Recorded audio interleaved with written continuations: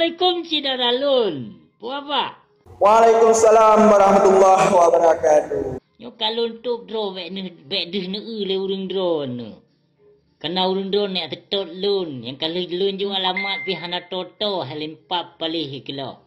Wahai cara berdua, dan fikir kata kemati, rupa di mata uti, pekan haida dengan dia juga di. Munyo lagi-lagi yang itu kata hai cara berdua, mana yang ditajok kemanfaati.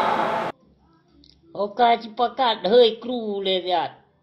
Aku hei kru lun tu kagak doh. Lun hei kru parah rak kru lun mana ya turi. Ubena gitu lama-lama dalin janji ikoh-koh. Yang lagi-lagi Abu Mudi Mesra yang kawajib koh. Yang menyota kebah akidah bangsa Aceh. Mutamah hancur. Hai syarah mutua. Video yang kata pegar, yang kata peik, yang tahina ulama agama Abu Mudi, bahkan tahina gure-gure yang na di daerah Mudi, tahina lembaga daerah kamu yang kamu simak videonya yang tak bermoral sama sekali.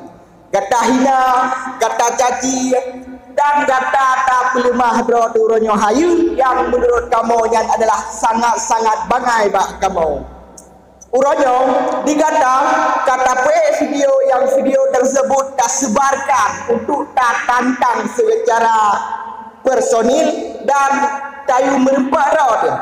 Jino punya memang kata berani tak kubah alamat yang butoi dan yang kami upakat dan 88 bahkan kodim kamu siap hai tempuh syara mutuah.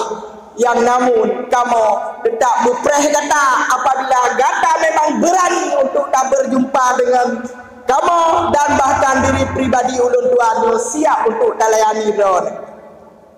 Dan untuk sekaliannya kepada kata hai Syahra Mutuah yang kata pegat video tersebut secara pribadi saya sendiri long memang sangat tepeh. Kata hina gure kamu panutan kamu yang tak pegah le kata tak rendahkan serendah-rendah mungkin yang namun gomnya adalah panutan kamu mendum dan tempat menemat kamu orang Aceh. Munyo memang kata hai uronyo pat tadu kata dan tak ubah alamat kata sehingga kamu dapat mensitar. Dan mula akhiri wabillahi taufiq wal hidayah. Wassalamualaikum warahmatullahi wabarakatuh.